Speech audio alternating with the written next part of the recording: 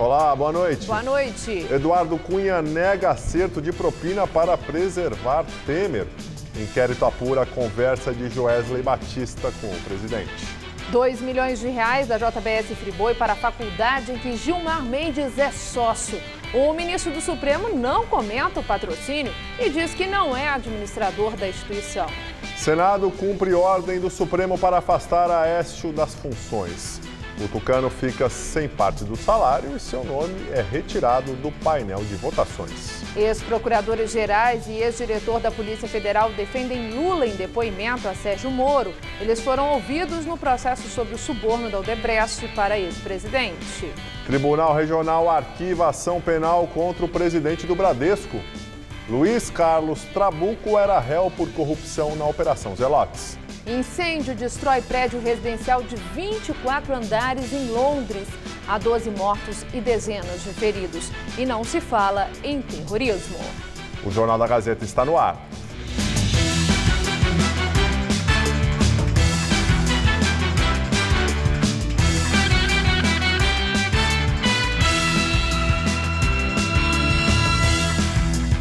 O senador afastado, Aécio Neves, do PSDB, tem o nome retirado do painel eletrônico na casa, mas vai continuar recebendo parte do salário. Os pagamentos terão descontados as ausências do parlamentar às sessões deliberativas. Ele também perdeu o direito de receber a verba indenizatória. O portal do Senado na internet excluiu o nome do tucano da lista de senadores em exercício e o incluiu na de senadores afastados da função. O motivo, afastamento por decisão judicial. Aécio é investigado no Supremo Tribunal Federal por corrupção. Ele foi gravado pedindo R$2 milhões ao dono da JBS Friboi, Joesley Batista. O dinheiro, segundo o senador afastado, seria para pagar sua defesa na Lava Jato. Mas as investigações apontaram que o valor foi parar na conta de uma empresa de um aliado político, o senador Zezé Perrella, do PMDB de Minas. O ministro Marco Aurélio Mello já tinha reclamado ontem que o Senado não estava cumprindo a determinação do tribunal de afastar Aécio Neves da função parlamentar. Isso porque o nome do senador constava ainda na lista de senadores em exercício na internet e no painel eletrônico de votações. Hoje, o presidente do Senado, Eunício Oliveira, negou que a mesa diretora estivesse descumprindo a decisão da Corte e se justificou. Como gerava dúvida o nome ficar ali apagado como estava, fica branco, está ali um dos que não votaram ali, estava bloqueado. Agora está apagado o nome para que não gere nenhum tipo de dúvidas em relação a isso. A mesa tomou as providências e cumpriu fielmente e integralmente a decisão liminar do ministro Fachin. Eunício Oliveira encaminhou um ofício ao Supremo Tribunal Federal em que informa que as medidas de suspensão a Aécio foram tomadas desde 18 de maio, quando o senador foi oficialmente afastado. Na terça-feira, dia 20, a primeira turma do STF vai analisar o pedido de prisão contra Aécio e se o mantém afastado das funções parlamentares. Ontem, o colegiado manteve a prisão de Andréa Neves, irmã de Aécio. Os ministros entenderam que, solta, ela poderia atrapalhar as investigações. Além do caso da JBS, Aécio é alvo de outras 7 investigações no Supremo. 5 a partir de delações da Odebrecht. Outros 2 inquéritos foram abertos a partir de delação do senador cassado Delcídio do Amaral. E hoje, o ministro Ricardo Lewandowski foi sorteado como relator num dos inquéritos contra o tucano relacionados ao Odebrecht. Investiga-se a suspeita de que ele tenha pedido propina para a campanha à presidência em 2014. O caso estava com Edson Fachin, mas ele pediu a redistribuição por não estar relacionado à Petrobras. Também responde a esse inquérito o senador Antônio Anastasia, do PSDB, acusado por delatores da Odebrecht de ter recebido recursos não contabilizados. Preso há quase 2 anos, o ex-governador de Mato Grosso, Silval Barbosa, do PMDB, passou a cumprir prisão domiciliar. Ele será monitorado por tornozeleira eletrônica. Silval Barbosa estava preso preventivamente desde setembro de 2015. A decisão de soltá-lo foi da juíza Selma Arruda, autora do pedido de prisão do ex-governador de Mato Grosso, investigado pela Operação Sodoma. A ação apura desvio em compras de terrenos, fraude em licitações e propina para cobrir custos de campanha. Barbosa confessou o recebimento de propinas por secretários de seu governo para a manutenção de contratos e doações ilegais para campanhas eleitorais de aliados. O PMDBista foi citado na delação de executivos da JBS Friboi. Segundo Wesley Batista, o ex-governador operava um esquema de subornos em troca de vantagens para a JBS na cobrança de um imposto mato-grossense. Barbosa vai devolver quase 47 milhões de reais em bens aos cofres públicos. Ele ofereceu como garantia 2 fazendas, um avião e um terreno. O ex-governador estaria negociando um acordo de delação premiada no âmbito de outra investigação em que é alvo a Ararate, que apura a prática de lavagem de dinheiro e crimes financeiros no estado. O vice-procurador-geral da República, José Bonifácio Andrada, pediu para que o Superior Tribunal de Justiça abra inquérito para investigar o envolvimento do governador do Paraná, Beto Richa, do PSDB, no recebimento de propina para campanhas eleitorais. Richa foi citado na delação premiada de executivos da empreiteira Odebrecht e está na segunda lista do Procurador-Geral da República, Rodrigo Janot, de políticos com foro privilegiado que devem ser investigados. Os delatores afirmam que o governador recebeu valores da empreiteira via Caixa 2. O pedido tem relação com crimes eleitorais e não está diretamente ligado com as investigações da Lava Jato. Se for aberto inquérito, esse será o terceiro que o governador do Paraná vai responder no STJ. Richa já é investigado no âmbito da Operação Publicano, que investiga esquema de corrupção dentro da Receita Estadual do Paraná, em um processo que apura licenças ambientais concedidas na região do Porto de Paranaguá. A assessoria de imprensa do governador afirmou que não teve acesso à denúncia e, por isso, não irá comentar o caso. Em depoimento à Polícia Federal, o ex-presidente da Câmara dos Deputados, Eduardo Cunha, do PMDB, afirma que não recebeu dinheiro da JBS Friboi para ficar em silêncio. Ele foi ouvido no inquérito que investiga o presidente Michel Temer. O depoimento durou cerca de 1h30. Eduardo Cunha negou que tenha recebido propina da JBS para ficar calado. Meu silêncio não está à venda, teria dito o deputado cassado, de acordo com o advogado dele. Cunha afirmou que não foi procurado por nenhum representante do presidente Michel Temer para oferecer suborno. Em março, Temer foi gravado pelo dono da JBS, Wesley Batista. Na conversa, o empresário conta que estava agindo para manter boas relações com Eduardo Cunha e com o doleiro Lúcio Funaro, apontado como operador de Cunha e que negocia acordo com o Ministério Público. Segundo a Procuradoria-Geral da República, o áudio demonstra que Joesley recebeu aval do presidente para manter pagamentos a Cunha para que ele não fechasse acordo de delação premiada. Temer nega. Em depoimento, Joesley disse que pagou 5 milhões de reais ao ex-presidente da Câmara. Cunha foi ouvido no inquérito que investiga o presidente Michel Temer por corrupção passiva, obstrução da justiça e organização criminosa. Na próxima segunda-feira, vence o prazo para que a Polícia Federal conclua o inquérito. Hoje foram feitas 47 perguntas a Cunha. Ele respondeu a cerca de metade. Segundo os advogados, somente as questões relacionadas à delação da JBS. O ex-presidente da Câmara não quis falar sobre a delação de executivos da Odebrecht, segundo a qual a empreiteira teria pago 17 milhões de reais a ele em troca da liberação de verba do Fundo de Investimento do FGTS, administrado pela Caixa Econômica Federal, cuja diretoria foi indicada pelo PMDB. Cunha disse que prefere falar dessa denúncia no âmbito do processo que corre na 10ª Vara Federal de Brasília. Cunha está preso no Paraná desde outubro do ano passado. Ele já foi condenado a 15 anos de prisão na Operação Lava Jato.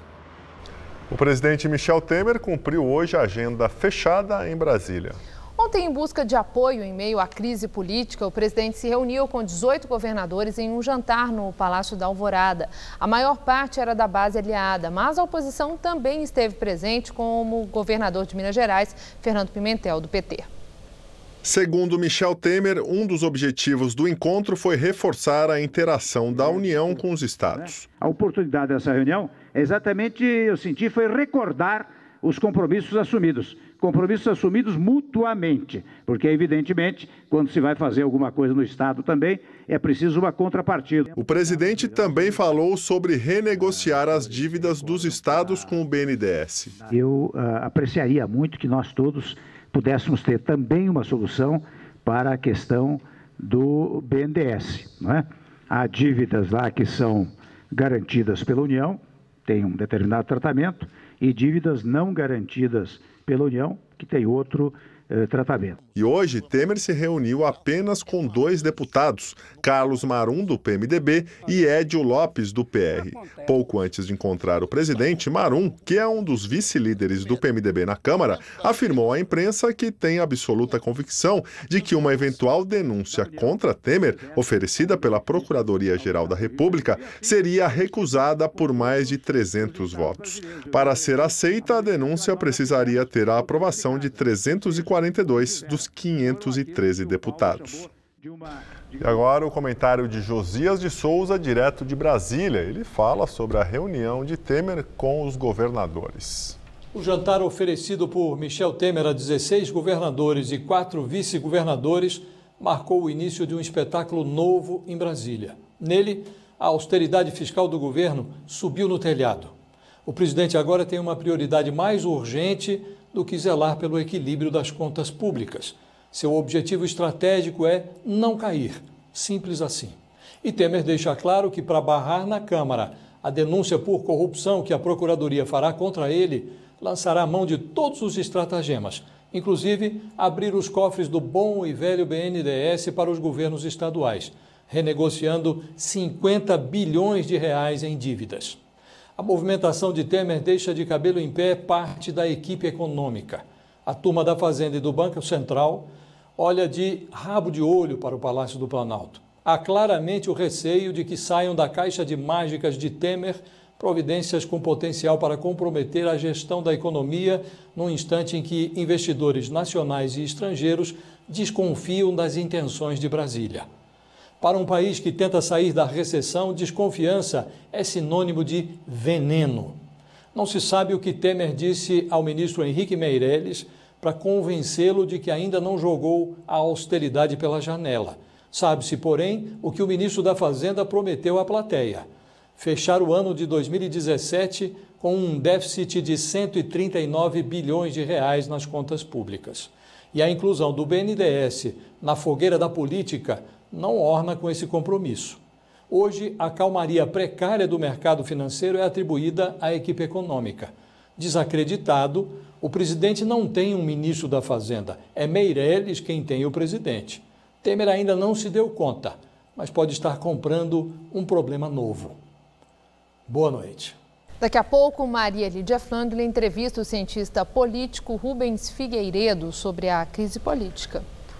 Uma nova cafeteria aqui na região central de São Paulo aposta na inclusão de pessoas com síndrome de Down em seu quadro de funcionários e atrai a atenção pela iniciativa inédita no país. É na badalada Rua Augusta, próxima aos Jardins, que um novo café vem chamando a atenção. E não é apenas pelos deliciosos salgados e as bebidas quentes servidas aqui, mas principalmente pelo atendimento carinhoso dos seus funcionários. Afinal, não é sempre que os clientes são recebidos assim, com um forte abraço. Bem recebidos, venham todos, viu, que é maravilhoso. A cafeteria é composta quase exclusivamente por pessoas com síndrome de Down, como o Rodrigo, que está mostrando ser um ótimo barista, aquele profissional especializado em cafés de alta qualidade. Cada dia é um aprendizado para ele, que está muito feliz com o trabalho. É bom trabalhar. Você sabe que em casa não tem nada para fazer, tem que trabalhar. É bom fazer de tudo, né? A proposta de criar um café inclusivo foi da Simone, fundadora do Instituto Chefes Especiais, que desde 2006 oferece cursos gratuitos de gastronomia a pessoas com síndrome de Down e com deficiência intelectual. A ideia era o que a gente poderia fazer para esses meninos. Inspirados em alguns cafés que já existem fora do Brasil, a gente resolveu fazer o café Chefes Especiais. O espaço para a construção da cafeteria foi cedido pelo empresário Ted Albuquerque, que tem um restaurante no local e que ganhou agora um cantinho de visual hardcore. Os atendentes usam coletes de couro, camisetas pretas e acessórios que remetem aos clubes de motociclistas. A ideia do café aqui na Rua Augusta é que ele seja apenas o começo de um grande projeto e que esse cardápio, recheado de respeito, oportunidade, amor e inclusão e que não tem preço, se espalhe por outros estabelecimentos da cidade. Eu espero que daqui a um mês tenha inúmeros cafés, aí como tais quais o nosso aqui. Maria Carolina está tirando o serviço de letra. Serve as mesas com muita responsabilidade e cuidado. À medida que ela e os amigos forem se acostumando ao trabalho, vão assumir novas obrigações. Eu adoro interagir com as pessoas. É muito legal. Por enquanto, a mãe de Carol, Dona Maria Aparecida, acompanha tudo de perto. E não é que a mais nova funcionária do café já faz planos para o futuro? Quer viajar junto com a família. Ou para o cruzeiro que a minha mãe gosta, ou para Los Angeles, essas coisas. O dia aqui em São Paulo até amanheceu chuvoso, mas o sol apareceu ao longo da tarde e o tempo ficou mais firme. Pois é, as temperaturas ainda estão amenas. Nesse momento, os termômetros estão em torno dos 16 graus aqui na capital. Vamos ver como fica o tempo nesse feriado de Corpus Christi com Mariana Armentano.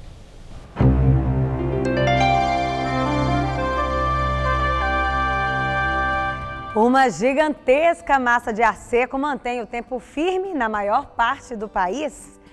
Chove ainda na região norte por causa do calor e da alta umidade do ar e de forma pontual e passageira entre o Espírito Santo e a costa leste do Nordeste. Em todas as outras áreas do país, tempo firme e ensolarado amanhã. Vamos ver algumas temperaturas? Em Porto Alegre, dia de sol, com mínima de 14 e máxima de 23 graus. No Rio de Janeiro, dia nublado, com poucas aberturas de sol e máxima de até 26. Em Aracaju, a quinta-feira vai ser de chuvas a qualquer hora, mas com calor de até 28 graus. E em Cuiabá, teremos sol forte, com termômetros na casa dos 33 graus à tarde, bem quente por lá. Para São Paulo, todas as regiões vão ter uma quinta-feira de muito sol e nada de chuva. Com a massa de ar seco predominando sobre todo o estado, o tempo fica firme, faz friozinho à noite, mas as temperaturas entram em elevação à tarde. A máxima vai aos 24 graus em Marília e aos 28 em Votuporanga. No centro-norte faz até 26 graus em Ribeirão Preto e em São José do Rio Preto. E no litoral, a máxima fica em torno dos 24 graus em Santos e dos 25 em Caraguatatuba. Para a região metropolitana, a tendência é de muito sol para os próximos dias, nenhuma gota de chuva e temperaturas agradáveis. Nessa madrugada, a mínima prevista é de 14 graus e a máxima amanhã à tarde de 21, ainda com nebulosidade. Aí na sexta-feira esquenta mais, as temperaturas ficam entre 13 e 24 graus. No sábado, a máxima se mantém e se você já está planejando o feriadão, eu te adianto que o domingo também vai ser de sol e até mais quentinho por aqui. Moradores de rua que foram levados pela Prefeitura de São Paulo no começo do ano para um espaço cercado embaixo do viaduto Plínio de Queiroz resistem em deixar o local. Eles não aceitam a oferta de vagas em abrigos e o impasse parece longe do fim. Embaixo do viaduto, cerca de 50 pessoas se organizaram em pequenos barracos. A maioria trabalha com reciclagem de lixo recolhido por carroças. No local há banheiros químicos que são limpos semanalmente pela prefeitura, mas no geral a estrutura é precária. No espaço estão parte dos moradores de rua que foram tirados das calçadas da Avenida 9 de Julho no começo do ano. Foi a primeira via do programa de zeladoria Cidade Linda, bandeira do prefeito João Dória do PSDB. Na época, a Secretaria Municipal de Assistência Social disse que a solução seria temporária. Há 6 meses, a Prefeitura faz abordagens constantes e tenta convencer os moradores a aceitar vagas em abrigos e encaminhá-las ao programa Trabalho Novo. Mas há resistência. O maior desafio é a pessoa realmente querer mudar de vida, enfim, e receber um acolhimento diferenciado do que vem recebendo. Muitas vezes as pessoas também vêm de outros encaminhamentos e não acreditam que vão ter uma vida melhor ou têm dificuldade em justamente adequar suas rotinas a novos momentos, principalmente as agendas de trabalho. O seu José, que é catador, fez questão que nós entrássemos aqui na casa dele para mostrar que ele tem sofá, tem fogão, tem armário. E justamente por conta de tudo que ele conquistou trabalhando na rua, ele não pode aceitar a proposta da prefeitura e se mudar para um abrigo. Para montar isso daqui foi em cima do meu suor. Foi graças ao que eu sei fazer, puxar carroça. Então não dá para abrir mão, né? Um abrigo não tem como. Se ele quiser, ele pega, arruma um prédio aí, fala assim, não, esse prédio aqui vocês podem fazer o que vocês quiserem, contando que paga ali uns 500, 400 reais por mês. Eu creio eu que quase todo mundo aqui vai conseguir pagar ali uns 300, 400 reais por mês. Todo mundo paga ali sim, ali para poder ter uma moradia digna, né? Enquanto o impasse não se resolve, eles seguem instalados numa organização própria. Dizem que a relação com a vizinhança melhorou depois que criminosos que tentaram se infiltrar no espaço foram expulsos por eles. Tinha vários meninos que estavam morando aqui com nós aqui, que roubavam aqui e corria para aqui para dentro aqui. Aí nós já pegou esse menino e já colocou para fora, entendeu? Manuel, que mora próximo ao viaduto, confirma que os moradores não trazem problemas, mas que todos esperam por uma solução definitiva. A gente quer uma solução para esse problema, que eles não fiquem confinados do jeito que estão, que eles dêem um encaminhamento para essas pessoas. Promotoria de Justiça de Direitos Humanos instaura inquérito para apurar a participação do Shopping Pátio Higienópolis, aqui na capital paulista, em caso de racismo. O artista plástico Enio Jorge Arizio Skeff, pai do menino de 7 anos, que é negro, teria sido abordado por uma agente de segurança do shopping, também negra, que perguntou se a criança estava importunando. A promotoria determinou que o shopping tem 30 dias para prestar esclarecimentos sobre o caso e informar, por exemplo, quais são as orientações dadas aos funcionários quanto à abordagem de pedintes. Faculdade de Direito em que o ministro Gilmar Mendes é sócio recebeu patrocínio de R$2,1 milhões da JF, holding da JBS Friboi. A informação foi publicada no jornal Folha de São Paulo. De acordo com o jornal Instituto Brasiliense de Direito Público, o IDP, que tem Gilmar Mendes entre os sócios, disse que o dinheiro do patrocínio foi destinado a 5 eventos, além do financiamento de um grupo de estudos em Direito do Trabalho e do pagamento de bolsas de estudos a estudantes carentes egressos do sistema prisional.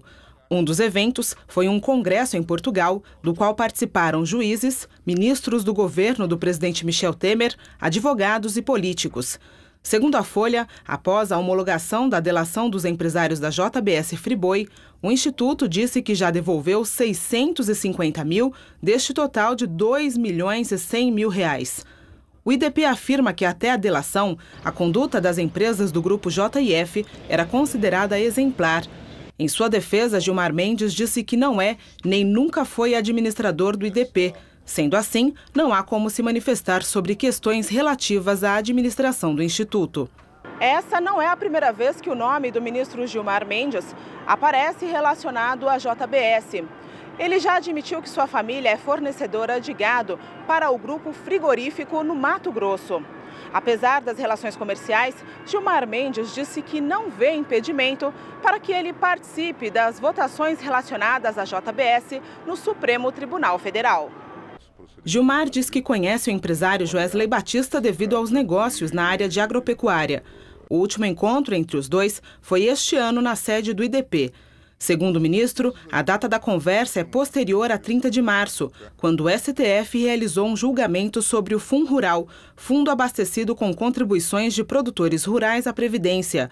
Na época, o Supremo manteve a obrigatoriedade e Mendes afirmou que votou contra os interesses da JBS. Um grupo de juristas entrou hoje no Senado com um novo pedido de impeachment do ministro do Supremo Tribunal Federal, Gilmar Mendes. O documento foi elaborado pelo ex-procurador-geral da República, Cláudio Fonteles, e pelo professor de Direito da UNB, Marcelo Neves, e contou com as assinaturas de outros juristas e também de estudantes de Direito. Entre os motivos citados para o impedimento de Gilmar Mendes está a atuação do ministro em processos em que ele estaria supostamente impedido. O documento afirma ainda que Gilmar praticou atividade político-partidária junto a parlamentares, o que é vedado ao magistrado. Nesse item é citada a conversa gravada pela Polícia Federal entre o ministro e o senador afastado, Aécio Neves, do PSDB de Minas Gerais, em que tratam sobre a lei de abuso de autoridade. Agora cabe ao presidente do Senado, Eunice Oliveira, do PMDB do Ceará, analisar o pedido. O presidente da Câmara de Vereadores de São Paulo, Milton Leite, do DEM, pede a abertura de uma sindicância para apurar confusão entre o vereador Camilo Cristófaro, do PSB, e um assessor parlamentar. A briga teria começado porque um homem que seria vendedor no Brás acusou Cristófaro, que é o relator da CPI da Feira da Madrugada, de pedir propina. A discussão começou ontem por volta das 3 da tarde. Um pouco mais cedo tinha acabado a sessão de uma CPI que apura supostas irregularidades na chamada Feirinha da Madrugada, no Brás. Um homem de jaqueta vermelha discute com o vereador Camilo Cristófaro, do PSB, que é o relator da CPI. Os dois batem boca sobre uma suposta gravação de Cristófaro pedindo 5 milhões de reais. Esse homem vai gritar pro O homem é imobilizado por 2 seguranças e a confusão atrai a atenção de muitos funcionários. O assessor do vereador Eduardo Suplicy, do PT, Leandro Ferreira, é um dos muitos que gravam a discussão com um telefone celular. Uma funcionária do gabinete de Cristófaro tenta impedi-lo de fazer as imagens. Nesse momento, o próprio vereador se aproxima e agride Leandro, derrubando ele e o celular no chão.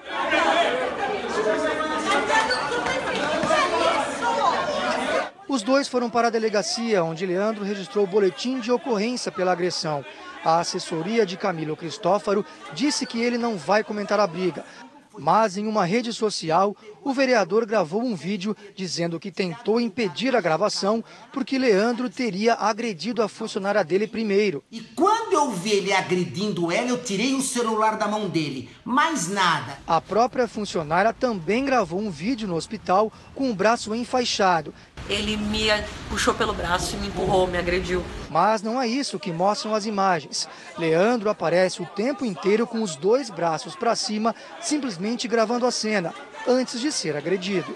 Ela, infelizmente, vai ter que levar adiante as informações dentro do inquérito policial, se quiser dizer que eu a agredi. Diante da repercussão do caso, o presidente da Câmara, Milton Leite, do DEM, solicitou à Corregedoria a abertura de uma sindicância para apurar o caso. Dependendo dessas investigações, o vereador pode ser punido com uma advertência, suspensão e até com a eventual perda do mandato. Essa não é a primeira vez em que o vereador Camilo Cristófaro, do PSB, se envolve em polêmicas. Em março, a vereadora Isa Pena, do PSOL, disse ter sido agredida verbal e fisicamente pelo parlamentar. Na época, o vereador afirmou que Isa Pena estava se aproveitando da discussão para buscar 10 minutos de fama. O juiz Sérgio Moro determina a transferência de 11 milhões de reais de Adriana Anselmo para a Justiça do Rio de Janeiro. O valor estava bloqueado em uma conta judicial do Paraná. A mulher de Sérgio Cabral, o ex-governador, e outros 3 foram acusados em ação penal sobre propina em contratos do complexo petroquímico da Petrobras no Rio de Janeiro.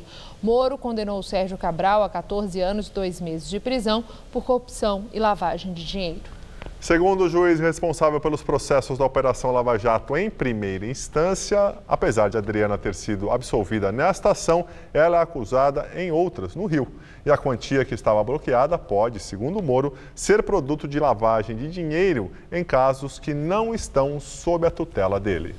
Tribunal Regional da Primeira Região, com sede em Brasília, tranca a ação contra o presidente do Bradesco, Luiz Carlos Trabuco. O caso envolvia corrupção no Conselho Administrativo de Recursos Fiscais, o CARF. Luiz Carlos Trabuco era réu em um dos processos da Operação Zelotes da Polícia Federal, que investiga suspeitas de corrupção no CARF, o Tribunal Administrativo da Receita Federal. O executivo foi acusado pelo Ministério Público Federal, junto com outros diretores do Bradesco, de ter envolvimento com o grupo apontado pela operação de corromper integrantes do CARF para tentar anular um débito do banco junto à Receita Federal. O caso ocorreu em 2014 e o CARF decidiu manter as dívidas do banco. A decisão que trancou a ação penal contra Trabuco foi tomada por unanimidade. Os desembargadores consideraram não haver provas suficientes que indicassem a participação do executivo no esquema de corrupção. O Bradesco sempre negou a participação dos funcionários.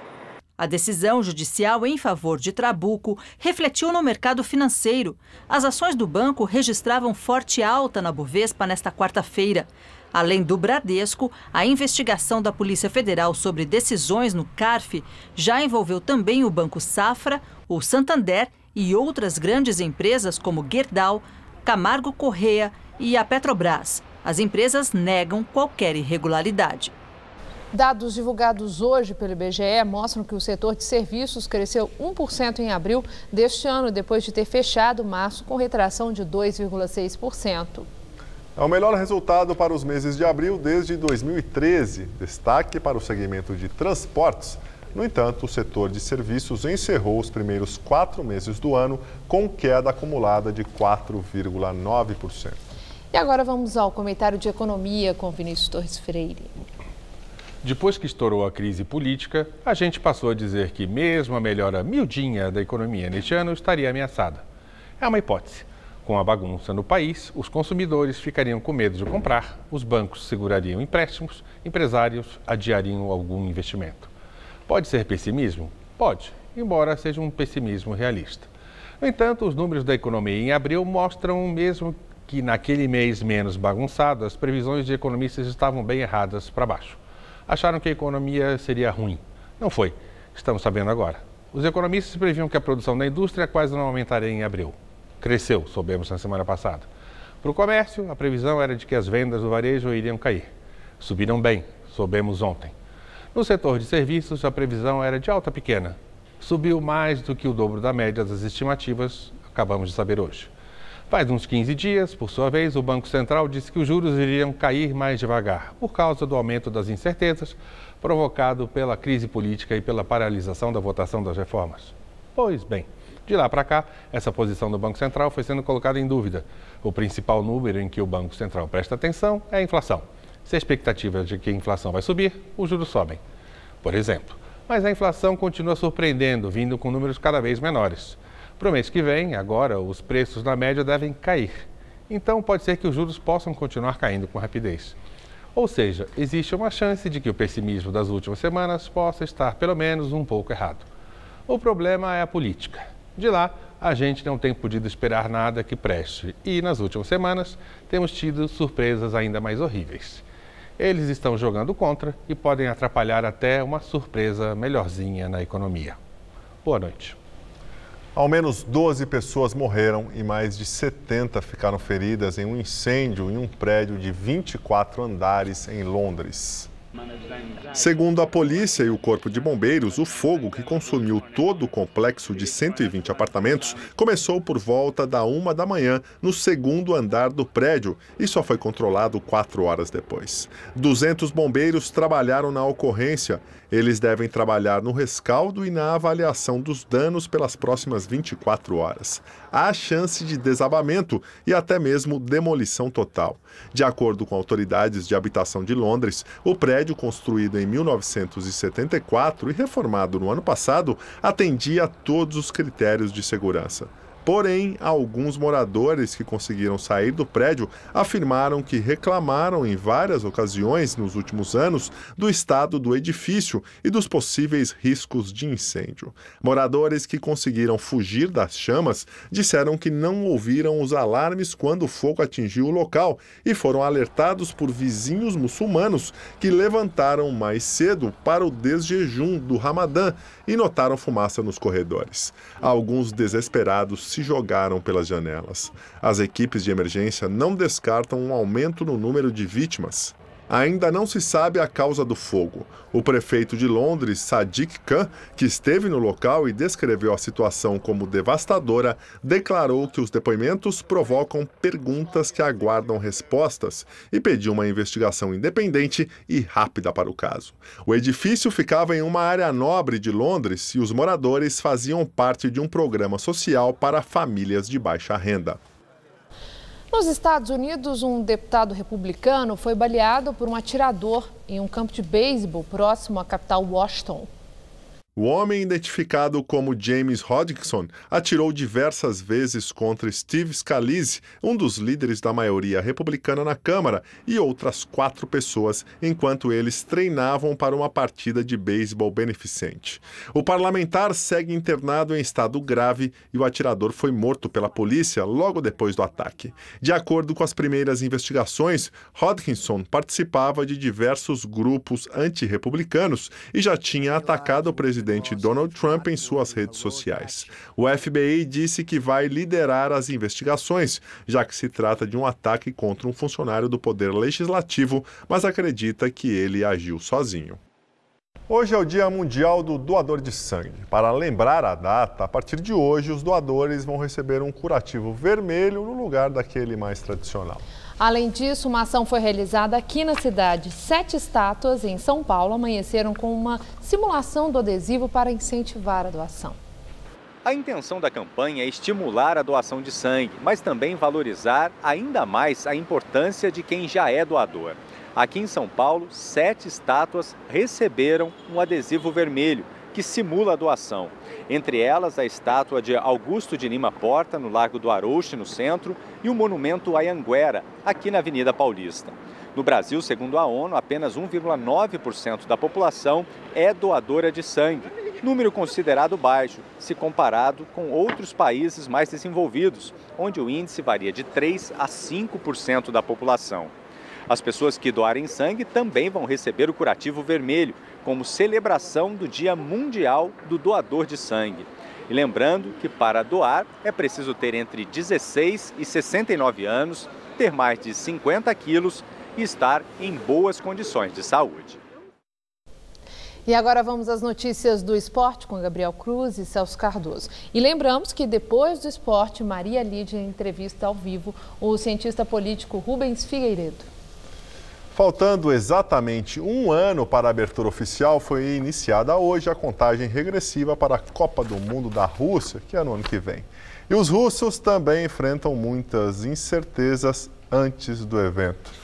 Algo parecido com o que aconteceu aqui, né? Exatamente isso, Gabriel. Uma das incertezas na Rússia para a Copa de 2018 diz respeito às manifestações contrárias ao governo de Vladimir Putin. Assim como ocorreu aqui no Brasil em 2014, parte da população não aprova a realização da Copa do Mundo.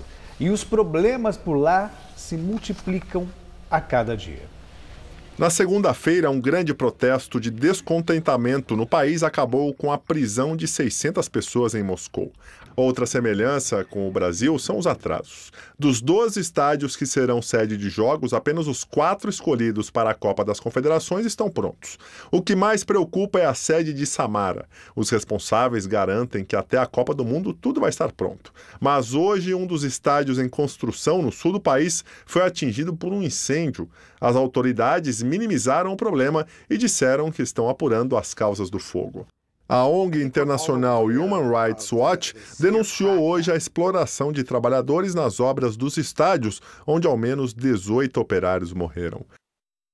Voltando aqui para o Brasil, hoje é dia de Clássico Paulista pelo Campeonato Brasileiro. Santos e Palmeiras se enfrentam na Vila Belmiro em busca de melhora na tabela, Celso. Pois apesar de virem de vitórias, as duas equipes ainda patinam na competição com campanhas bem irregulares nesse início de Brasileirão.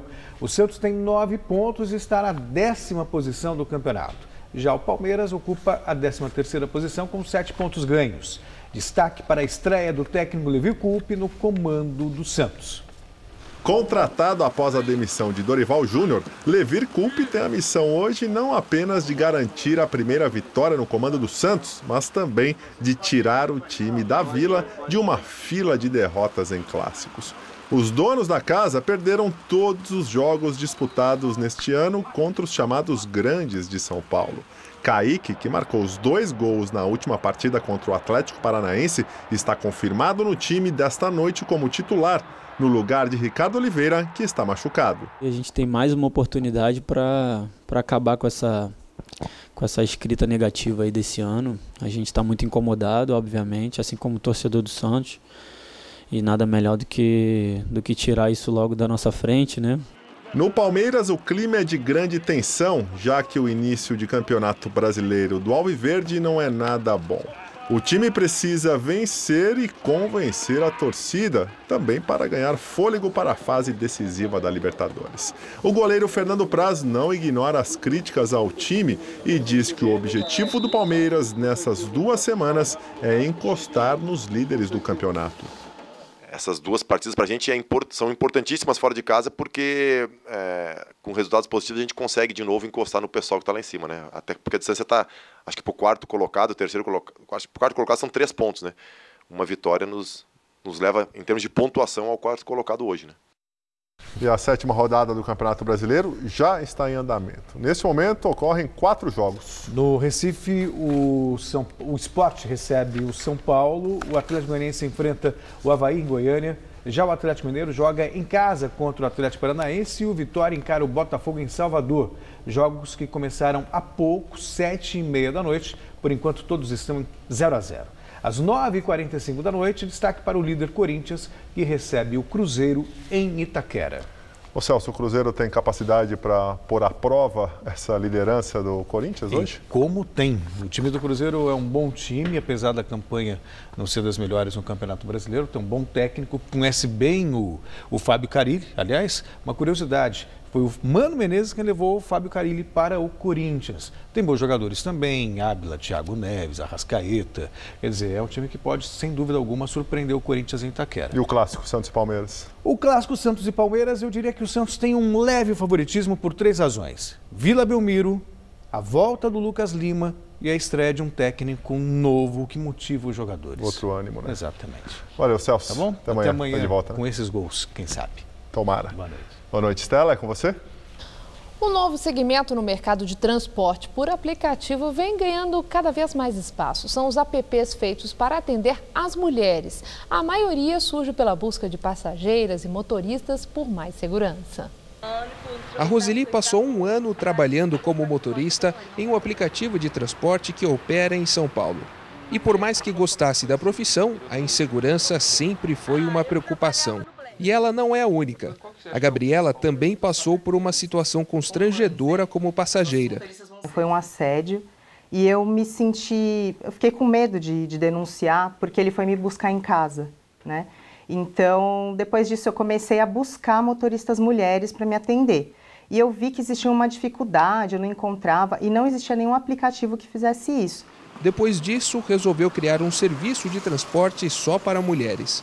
É o aplicativo Lady Driver, onde a Roseli trabalha hoje. Por enquanto, ele só opera na capital paulista. Eu não trabalhava no outro aplicativo à noite, que eu tinha medo. E esse eu estou trabalhando na madrugada e vejo bastante coisa. Vejo as mulheres saindo, despreocupadas. Ai, que bom que é uma mulher. Ai, foi a melhor coisa esse aplicativo ter saído.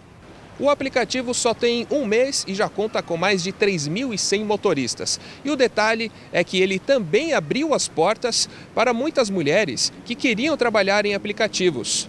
Até então, boa parte delas estava fora desse tipo de serviço por causa da insegurança.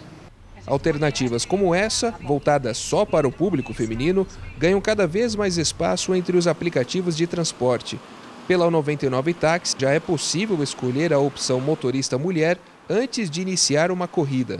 A função foi criada após uma demanda das próprias passageiras. Quem já usa o serviço aprova a iniciativa. Mulher, eu me sinto mais à vontade. Já peguei o táxi com mulher e foi bem mais tranquilo. Foi ouvindo as mulheres que Charles também desenvolveu um aplicativo para o público feminino, o chamado Femitaxi. Várias amigas minhas me falavam que alguns motoristas tinham um comportamento inadequado com elas. Por exemplo, pedia o número de WhatsApp, olhava no espelho, enfim, comportamentos que não são aceitáveis. Depois eu falei para minhas amigas, imagina se a gente fizesse um aplicativo para conectar taxistas mulheres com clientes mulheres. Elas gostaram muito da ideia. E até agora a gente está em torno de 15 a 20 mil downloads do aplicativo. Então eu considero a resposta muito positiva. A seguir, Maria Lídia Flandoli entrevista o cientista político Rubens Figueiredo. Até já. Quem já quis tentar algo novo? Quem já se sentiu pequeno? Quem já achou que precisava fazer mais? Quem evoluiu? Quem se engrandeceu? Quem arriscou? Você tem muitos motivos para seguir em frente e um só banco. Bradesco, pra frente.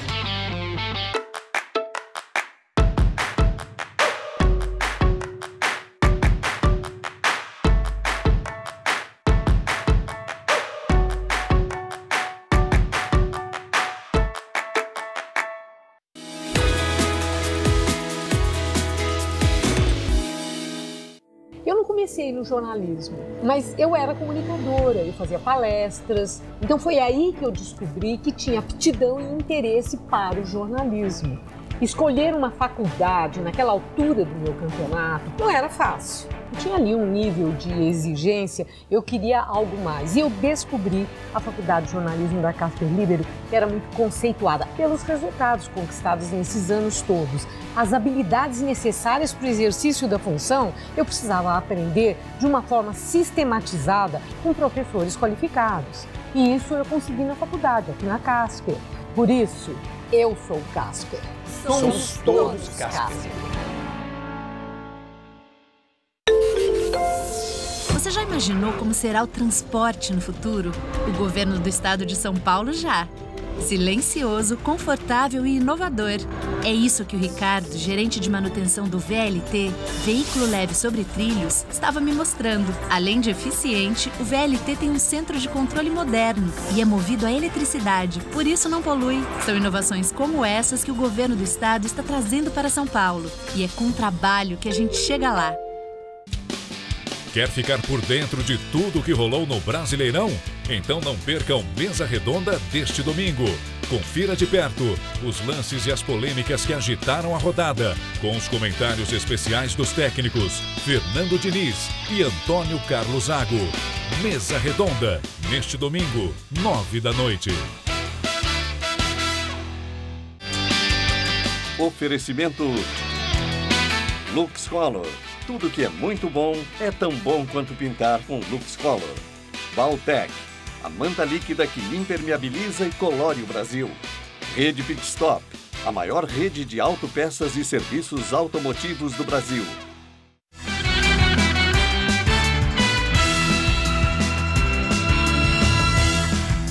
Na entrevista do dia com Maria Lídia Flandoli, o impacto da decisão do TSE sobre a governabilidade de Temer. E quem analisa é o cientista político Rubens Figueiredo, consultor da Fundação Espaço Democrático. Boa noite, muito obrigada. Boa noite. A absolvição de Temer pelo TSE garante a governabilidade, principalmente para a aprovação das reformas que ele pretende? Aumenta a governabilidade. Caso ele fosse condenado, caso o TSE optasse pela cassação da chapa, ele teria que recorrer, seria um período de mais incerteza ainda. Eu acredito, Maria Lídia, que salvo se houver alguma novidade muito grande, eu acredito que ele não vai cair, porque mesmo que a Procuradoria peça o inquérito, a Câmara não vai O inquérito já pediu, né? Ele já está sob investigação, já aceitou. Ele tem que ser aprovado na Câmara para correr. Mas aí é para uma coisa de ação, para que o Supremo acolha uma ação contra ele. Aí o Supremo pede para a Câmara. Para a Câmara que aprove para que esse processo continue. E isso é muito difícil de acontecer. O presidente Temer, ele é o presidente que montou, com toda a dificuldade que ele assumiu, a maior base de apoio da história republicana recente do Brasil, mais do que o Lula e o Fernando Henrique. Agora, e essa história da credibilidade e do prestígio, né? Se fala tanto que um governo precisa, ou o político, o homem público, tem de ter credibilidade, tanto que sempre se cobrou muito a questão da ética em função disso, da credibilidade. Temer tem a imagem muito abalada, as denúncias são muito pesadas, as gravações, as delações, essa coisa toda, e que leva aí a enxergar, né, no mínimo, uma proximidade dele muito grande de gente que está atolado nessa lama. Isso não compromete a tal da governabilidade que o senhor acaba de dizer que melhorou? Olha, Maria, é interessante. O governo Temer é um governo impopular, mas é um governo forte. Por que é um governo forte? Porque ele tem apoio parlamentar, e ele tem um apoio parlamentar muito grande, muito sólido. Mas já reduziu bastante. Até agora, reduziu, mas ele ainda o governo ainda tem condições de aprovar as reformas. Não serão as reformas que eram pensadas inicialmente. No projeto inicial. No projeto inicial. A qualidade do governo cai um pouco, porque aquele governo que vinha governando o Brasil, ele estava focado em aprovar reformas que melhorassem nossa economia e nosso ambiente de negócio. Agora o governo está focado em não cair. É óbvio que isso piora a qualidade do governo, mas é um governo impopular e forte. Agora, é interessante a estratégia adotada por Temer, né? Ele se mantém ali impávido, como se nada no mundo tivesse a ver com ele, como se todas essas denúncias não o atingissem. Ele continua firme na interlocução com o Congresso, ele recebe governadores, oferece ajuda. Semana que vem vai para uma viagem, mantém a agenda internacional, vai para a Rússia, Noruega, etc. e tal, como se ele estivesse no melhor dos mundos. E exatamente com a ideia de mostrar que o governo continua, o Brasil não está parado e é bola para frente. Ele está conseguindo isso? A imagem de Temer consegue melhorar tanto dentro do Brasil como fora do Brasil em função de todas as denúncias que o atingem? Ele mostra protagonismo.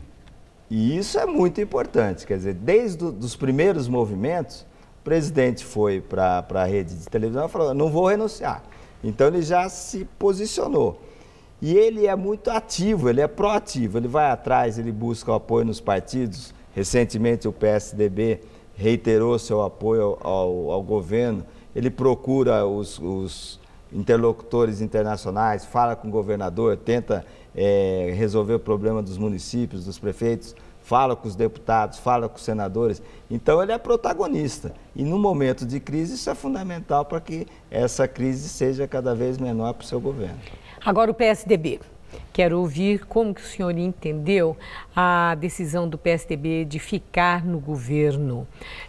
Foi por apego ao poder ou o PSDB tem uma visão, demonstrou visão mais de longo prazo, no sentido de que mantém os 4 ministérios, principalmente o das cidades, que é tão importante para a captação de votos no ano que vem? Eu acho que o PSDB, por enquanto, está no governo por causa da força que os cargos dão ao partido. Afinal, o partido existe para ter poder e o PSDB está no poder. E também se o PSDB aposta que as reformas vão ser concluídas e que a situação no ano que vem estará melhor, ele fará parte de um grupo político que ajudou a consertar o Brasil. E isso é interessante do ponto de vista eleitoral. Mas não é uma aposta arriscada. O PSDB, aliás, Miguel Reale Júnior, que deixou o PSDB, falou com muita clareza que, no entender dele, o PSDB virou as costas para a base, para a questão ética, que perdeu o discurso. Então, o PSDB, nesse gesto de se manter, mesmo que seja condicionalmente, ele apresentou lá uma condição, colocou a sobrevivência eleitoral dos tucanos em risco?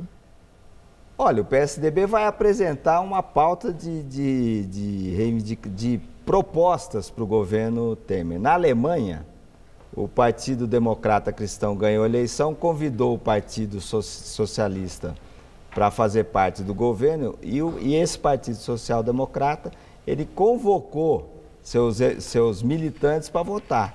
Eu acho que o PSDB, ao apresentar uma pauta que ele quer que o governo siga, ele se credencia para ser participante dessa melhora do Brasil. Encerrando a última, falando em aposta, quero saber qual é a sua. Temer cai ou vai até dezembro de 2018, como ele próprio apregoa? Vou contar uma historinha para você. Bem rápido, nosso tempo terminou. Tinha um lateral esquerdo do Náutico que falava assim, prognóstico só depois da partida. tá ótimo. Pelo menos é bem confortável essa posição. Uma boa noite, muito obrigada. Boa noite. Muito bem, voltando com você, Gabriel. E uma última notícia, agora à tarde houve uma nova confusão na região da Cracolândia. Desde domingo, agentes da GCM apoiam 2 vezes por dia o trabalho de limpeza na Praça Princesa Isabel. Segundo usuários, os GCMs retiraram pertences de moradores e agrediram os que não quiseram se levantar para abrir espaço para os varredores. Os usuários teriam então jogado pedras contra os agentes. Houve uso da cavalaria e de bombas de gás lacrimogênio. Agentes e usuários ficaram feridos. Segundo o inspetor José Aparecido César Filho, comandante da operação, a guarda precisou agir depois que os usuários ficaram violentos, durante a prisão de um deles que portava grande quantidade de droga. As ações fazem parte da nova estratégia do governo Geraldo Alckmin e da gestão João Dória de impedir a instalação de barracas na praça para reduzir o tráfico na região. O Jornal da Gazeta termina aqui. A edição de hoje pode ser vista no site do Jornal da Gazeta. Mais notícias em nossa edição das 10. Uma boa noite para você. Boa noite, Stella. Eu volto às 10 horas. Até já. Até já.